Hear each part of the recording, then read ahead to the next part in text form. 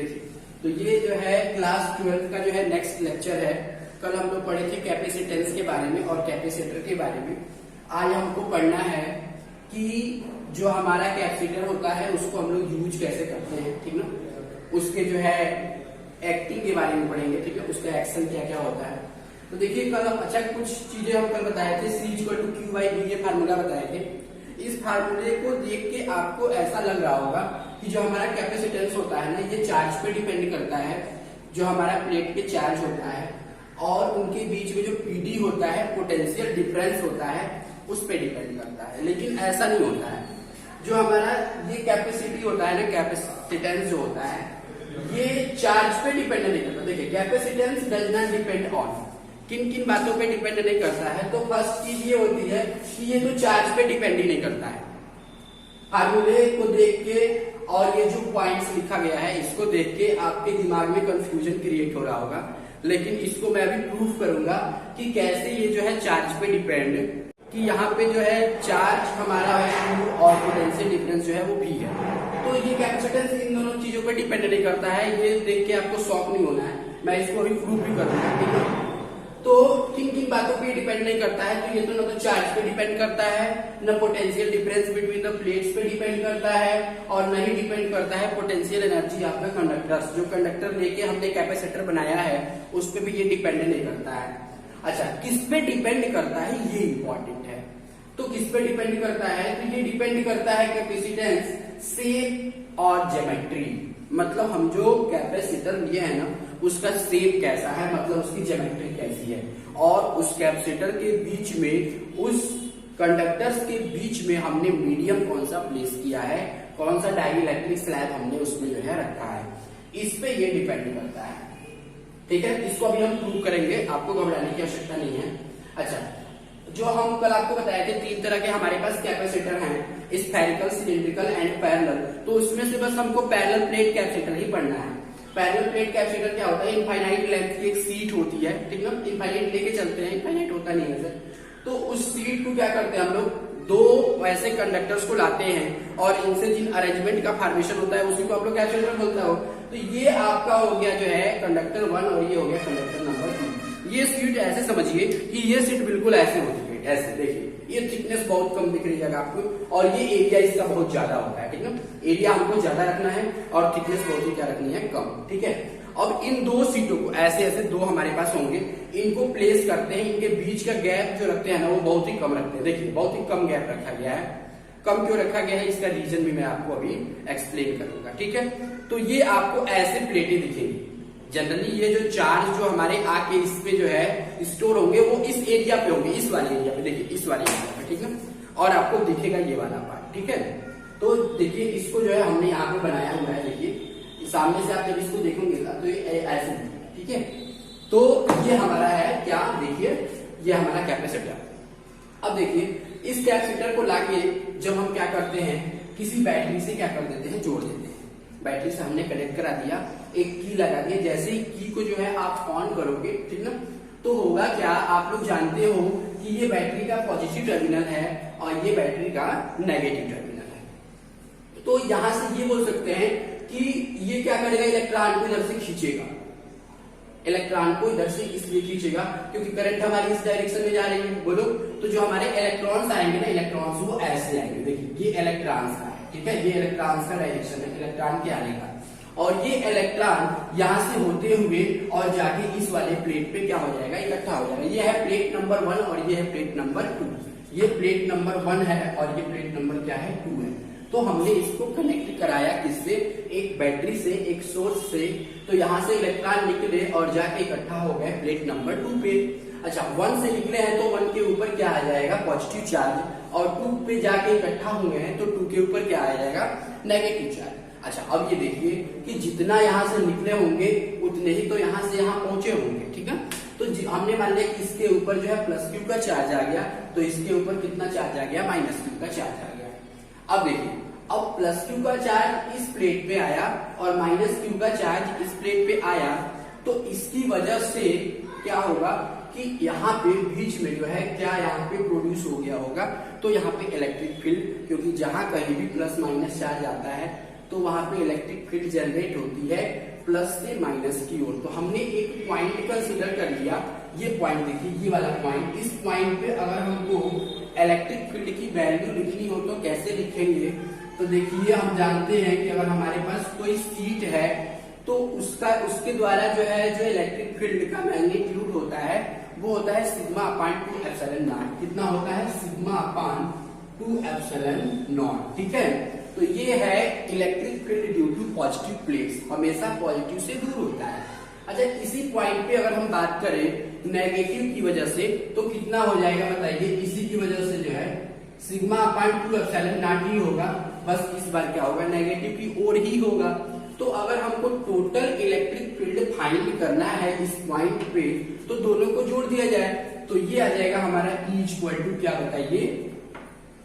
Sigma upon 2 epsilon not plus sigma upon 2 epsilon not. तो sigma upon 2 epsilon not और sigma upon 2 epsilon not, ये आ गया आपका कितना? Sigma upon epsilon not. तो ये आ गया हमारा इलेक्ट्रिक फील्ड की वैल्यू। अब बताइए यहाँ पे अगर हमको सरफेस चार्ज डेंसिटी की बात कर ले, सिग्मा की बात, तो सिग्मा इक्वल टू क्या होता है? Q by A. Sigma equal to क्या होता है? Q by A. तो यहां से बताइए कि यहाँ पे सिग्मा की जगह अगर हम Q पुट कर दे तो हमको E का कौन सा फार्मूला मिल जाएगा? बताइए क्या मिल जाएगा? तो ये मिल जाएगा हमको Q by A epsilon not. तो ये हमको इलेक्ट्रिक फील्ड की वैल्यू मिल गई इन दोनों प्लेटों के बीच में किसी भी एक पॉइंट। ठीक है, ये पूरे पॉइंट पे क्या होगी? चाहे आप यहाँ पे लिखिए, चाहे यहाँ पे लिखिए, चाहे यहाँ पे लिखिए। अब एक चीज देखिए, हमको इलेक्ट्रिक फील्ड मिल गया, हमको चाहिए यहाँ पे कि इसका कैपेसिटेंस क्या होगा। इसके कैपेसिटेंस को निकालने के लिए हमें आवश्यकता है कि इनके बीच में पोटेंशियल डिफरेंस कितना होगा। अच्छा, इन दोनों प्लेटों को जो है हमने जो है एक स्मॉलर डिस्टेंस से सेपरेट किए हुए हैं। कितना है वो डिस्टेंस? तो वो स्मॉल डी है। अब देखिए, अब हम लोग जो है क्या करेंगे कि इनके बीच का पोटेंशियल डिफरेंस फाइंड करेंगे। और मैं अभी वीडियो की स्टार्टिंग में आपको बताया था कि इनके बीच का जो गैप रखते हैं वो कम रखते हैं। क्यों कम रखते हैं? उससे पोटेंशियल एनर्जी का जो लॉस होता है ना वो बहुत ही कम होता है। वहां पे फ्रिंजेस का फॉर्मेशन होता है कुछ, देखिए इस तरह से। जैसे मान लीजिए ये हमारा पॉजिटिव प्लेट और ये नेगेटिव प्लेट हो गया, positive positive positive negative negative negative. तो यहाँ से जो है इलेक्ट्रिक फील्ड लाइंस ऐसे निकलती हैं और ऐसे भी कुछ निकलती हैं। तो इसकी वजह से जो है यहाँ पे फ्रिंजेज का फॉर्मेशन होता है। इसका फॉर्मेशन होता है फ्रिंजेज का फॉर्मेशन यदि इनके बीच का गैप ज्यादा हो, ठीक ना। तो फ्रिंजेज जब बनती हैं तो वहां पे फिर इलेक्ट्रिक फील्ड एनर्जी जो होती है ना, इलेक्ट्रोस्टैटिक्स एनर्जी भी बोल सकते हो, तो वो उसमें लॉस बहुत ज्यादा होता है। इसलिए इनके बीच का गैप जो हम रखते हैं वो कम रखते हैं। ठीक है, ये जो है ध्यान नहीं देने वाली बात है आपकी। तो यहाँ पे जो है अब हम क्या करेंगे कि इसकी कैपेसिटी को निकालेंगे, कैपेसिटेंस को निकालेंगे। तो इसके लिए आप लोग जो है वीडियो को पॉज करके पहले इसका नोट्स बना लेंगे, फिर जो है हम जो है इसको इरेज करते हैं, फिर जो है आगे का जो है हम लोग कंटिन्यू करेंगे। तो एक हम लोग रिलेशन देखे थे जब हम पोटेंशियल ग्रेडियंट पढ़ रहे थे, ठीक ना, पीछे वाले चैप्टर में या फिर इसी चैप्टर में शायद आया था। क्या देखे थे कि जो हमारा माइनस का डीवी होता है ना, ये E इंटू डी आर के क्या होता है बराबर। अच्छा, E इक्वल टू अभी हमने जो है फार्मूला निकाला था, क्या निकाला था बताइए? E इक्वल टू भी फार्मूला हमारे पास आया था Q by area epsilon not आया था ना। E इक्वल टू क्या आया था? Q by area epsilon naught. ठीक है, इसको हम लोग जो है अभी यूज करेंगे। अच्छा, अब देखिए माइनस का DV equal to E into D R, ये फार्मूला कहां से आया है? तो पोटेंशियल ग्रेडियंट वाले से, माइनस का DV by D R equal to E।